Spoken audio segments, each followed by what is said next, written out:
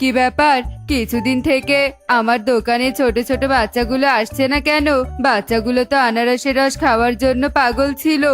রস খেয়ে যাও, রস, পাকা আনারসের রস খেয়ে যাও। একবার খেলে বারবার খেতে চাইবে, অনেক মজাদার রস।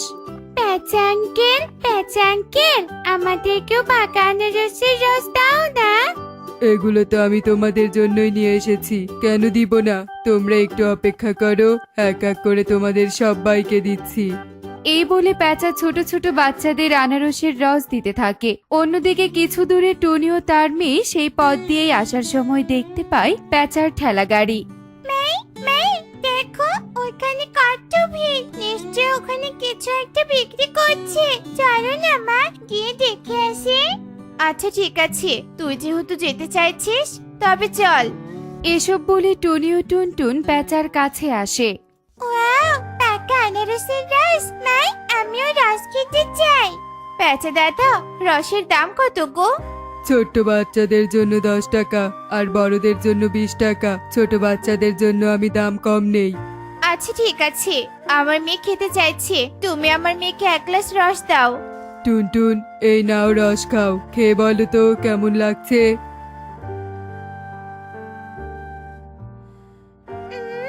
অনেক সুস্বাদু, কত মিষ্টি রস। এত সুন্দর রস আমি কোনোদিনও খাইনি। তোমাদের যদি পছন্দ হয়ে থাকে তবে আমি রোজ এখানে এসে রস বিক্রি করব। কি মজা, আমরা রোজ মজাদার রস খেতে পারবো। অনেক মজা হবে। এরপর টুনটুনদের রস খাওয়া শেষ হলে তারা সেখান থেকে চলে যায় আর প্যাঁচা আবারও রস বিক্রি করতে থাকে। এই পারুল, এই এদিকে শোন তো। কি হয়েছে কালু আঙ্কেল, তুমি আমাকে ডাকলে কেন? তাড়াতাড়ি বলো, দেরি হলে মা আবার আমাকে রাগ করবে। তোরা এখন আমার দোকানে আসিস না কেন? আগে তো আমার দোকান থেকেই খেতি। তোমার দোকানের থেকে প্যাঁচা আঙ্কেল অনেক সুস্বাদু রস বিক্রি করে, তাই আমরা তার কাছ থেকেই রস কিনে খাই। বদমাস প্যাঁচা, কোত্থেকে আমাদের বনে এসেছে, আমার ব্যবসা যে লাখে তুলে দিচ্ছে। আমার পুরনো পাকা আনারস আছে, ওগুলো বিক্রি করতে না পারলে আমার অনেক লস হবে। কি গো কালু আঙ্কেল, তুমি আবার মনে মনে কি ভাবছো? কই কিছু না তো। শোন, এই নে রস খা। আমি এখন থেকে তোদেরকে অনেক কম টাকায় রস দিব। তুই তোর সব বন্ধুদের আমার দোকানে নিয়ে আসবি, কেমন? ঠিক আছে, তুমি যেহেতু এটা ফ্রিতে দিলে তবে খেয়ে নেই। এরপর পারুল খুশি মনে রস খেয়ে সেখান থেকে চলে যায়।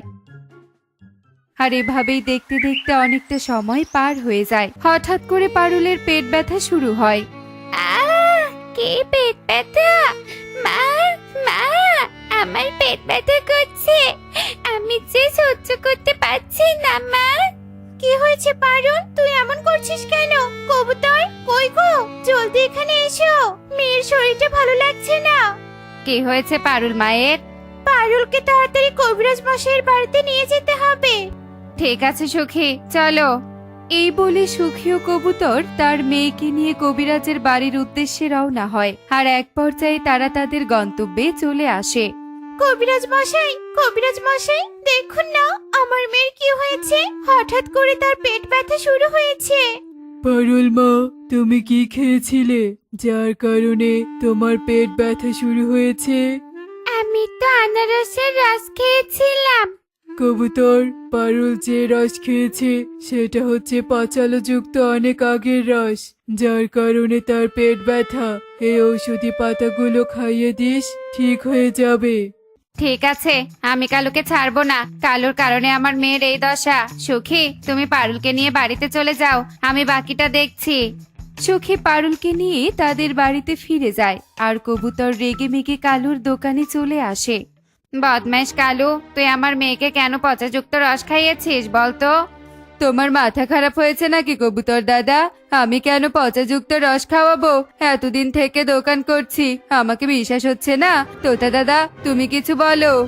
কালু তো ঠিক কথাই বলেছে, তোর হয়তো বা কিছু ভুল হচ্ছে। কালু এমনটা করতে চাইলে আগেই করতো, বুঝলি? সব বুঝলাম, তাহলে আমার মেয়ের এই দশা হলো কি করে? সব ওই প্যাঁচার কারণে হয়েছে। কোন বন থেকে যে এসেছে, এসে সব বাচ্চাদের এই অবস্থা করেছে। কি, তবে তো বদমাশ পেঁচাকে আমাদের বন থেকে তাড়িয়ে দিতে হবে। চল সবাইকে সাথে নিয়ে যাই। আমি তো এটাই চেয়েছিলাম, আমার কাজটা আরো সহজ হয়ে গেল।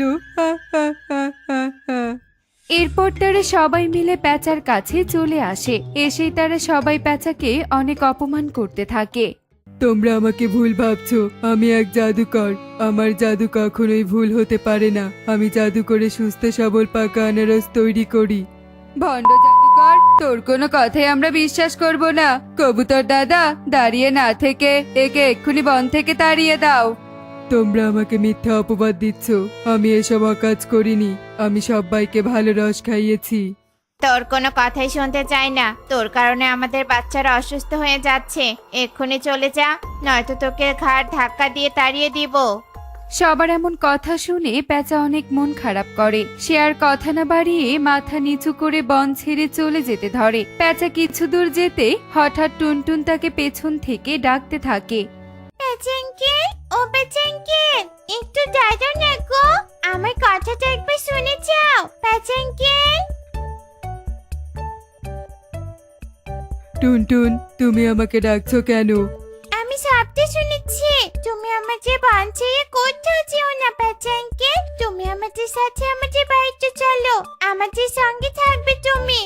তা হয় না টুনটুন, তুই অনেক ভালো। তুই থাকতে বলেছিস, এতেই আমি অনেক খুশি। এই নে, এই রসগুলো তোর কাছে রাখ। এগুলো যে খাবে সব সময় সত্যি কথা বলবে। আর এই বাঁশিটা তোর, যখন ইচ্ছে হবে আমাকে ডাকবি, আমি তোর কাছে চলে আসবো, কেমন? ধন্যবাদ পেচেঙ্কে। এরপর পেঁচা সেখান থেকে চলে যায় আর টুনটুন তার বাড়িতে ফিরে আসে। এসেই টুনটুন তার বাবা মাকে সব ঘটনা খুলে বলে। যাই হোক, পেঁচা দাদা অনেক ভালো। ভালো না হলে তোকে এসব দেয়? সৃষ্টিকর্তা ওনার ভালো করুক।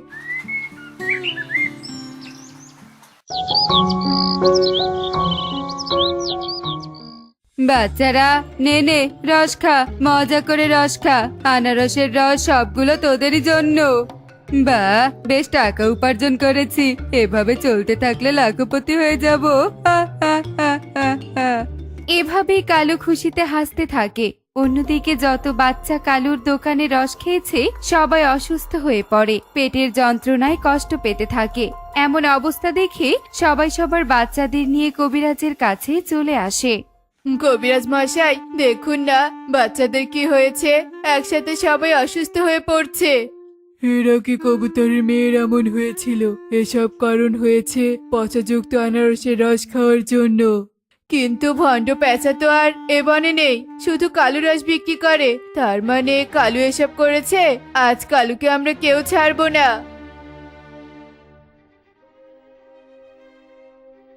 কালু, তুই আমাদের মিথ্যে বলেছিস। তোর কারণে বাচ্চারা অসুস্থ হয়ে যাচ্ছে। তোমরা কোনো প্রমাণ ছাড়াই আমাকে দোষ দিতে পারো না।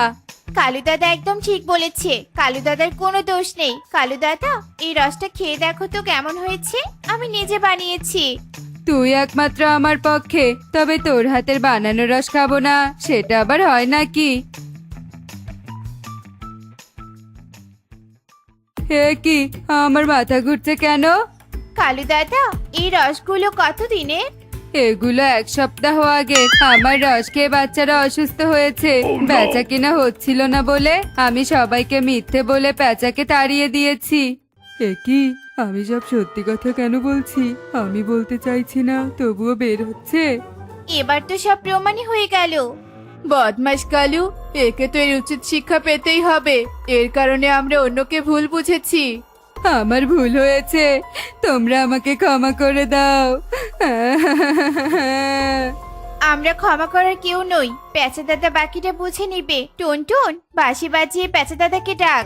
টুনির কথা মতো টুনটুন বাঁশি বাজাতে শুরু করে। বাঁশির আওয়াজ শুনে পেঁচা সেখানে এসে হাজির হয় আর বনের সবাই তার কাছে ক্ষমা চায়। আমরা আপনাকে বুঝতে পারিনি পেঁচা দাদা, পারলে আপনি আমাদের ক্ষমা করে দিন। আমি আমার নিজের ভুল বুঝতে পেরেছি, এমন কাজ আর কখনো হবে না। আমি জানতাম তোমরা আমাকে ডাকবে। তোমরা নিজেদের ভুল বুঝতে পেরেছো, আমি খুব খুশি। এখন থেকে আমরা সবাই মিলেমিশে থাকবো। এরপর পেঁচা সবাইকে ক্ষমা করে দেয় আর কালুর সাথে ব্যবসা শুরু করে। কালু আগের থেকে অনেক ভালো হয়ে যায়। দেখলে তো বন্ধুরা, কোনো কিছু না জেনে শুনে অন্যের উপর দোষ দেয়া মোটেও উচিত নয়। এমনই সব মজার মজার শিক্ষণীয় টুনি পাখির গল্প দেখতে আমাদের